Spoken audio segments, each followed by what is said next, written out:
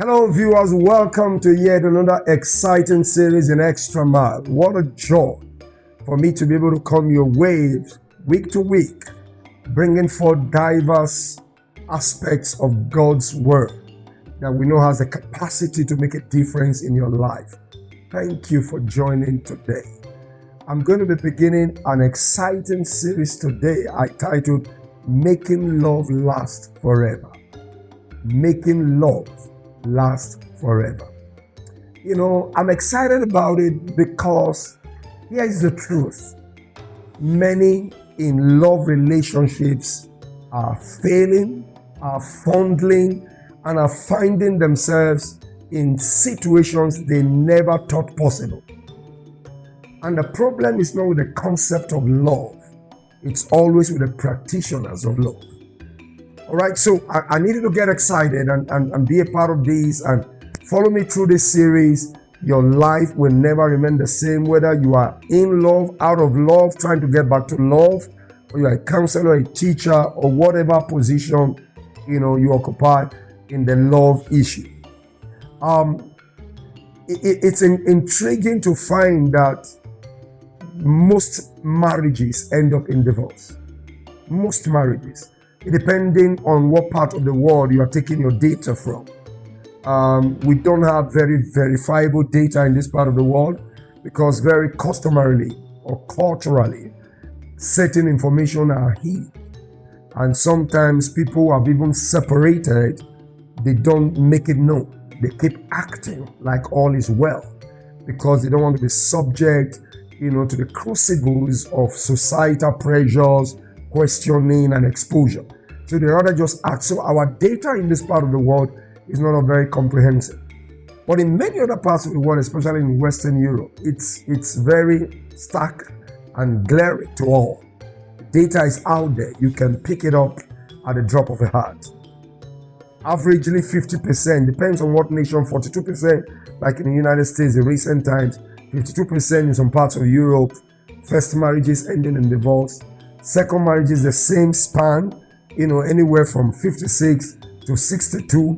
Second marriages ending up in divorce. And again, of course, when it comes to third marriages, again, a span, depending on what part of the world you are measuring or taking your data from. But the third marriages sometimes end up in divorce up to as high as 78% of the time. 78%. Isn't that interesting? Almost 8 out of every 10 third marriage is certain to end up in another divorce. Friends, it tells us that something is wrong. Everybody desires love. We desire to have loving relationships.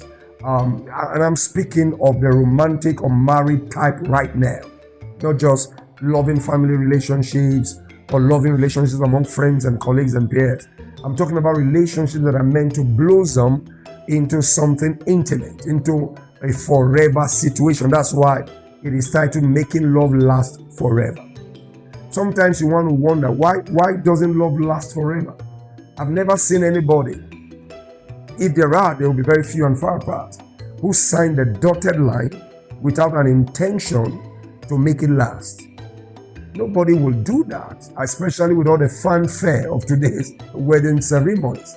Who plans to do that just for it to be short-lived? Nobody does that. So here are the reasons that are omitted, that causes such marriages, such love relationships, never to be designed or intended to last forever. And it's important we interrogate this because I have done several studies on this, books and all kinds of materials. And there are so many incredible truths and precepts that jump at you when you do this reading. But there are these 6 that I think in a way is very summative and yet very comprehensive.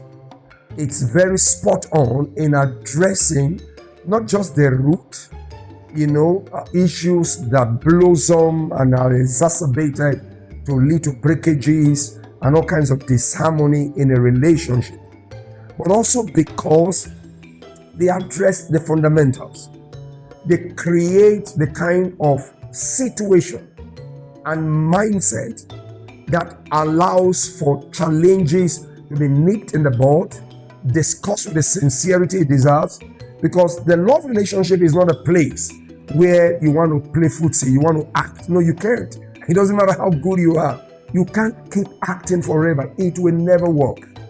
It will never work. So the earlier the matters are addressed, the better. The earlier the matters are addressed, the better. Because listen, my friend, if you don't address it, it will only be exacerbated. It will only be worsening.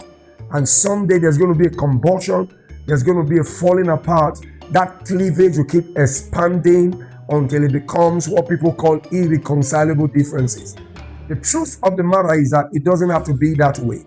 Now, I'm jumping there into this focus, disregarding for this session the assumption which should have been in place that all the right things have been done pre-marriage in order to ensure you've laid the right foundation. We're speaking, as it were, to people who are married. And even if you're not married, there are wisdom keys you can glean from this that can position you. How do you make your love last forever?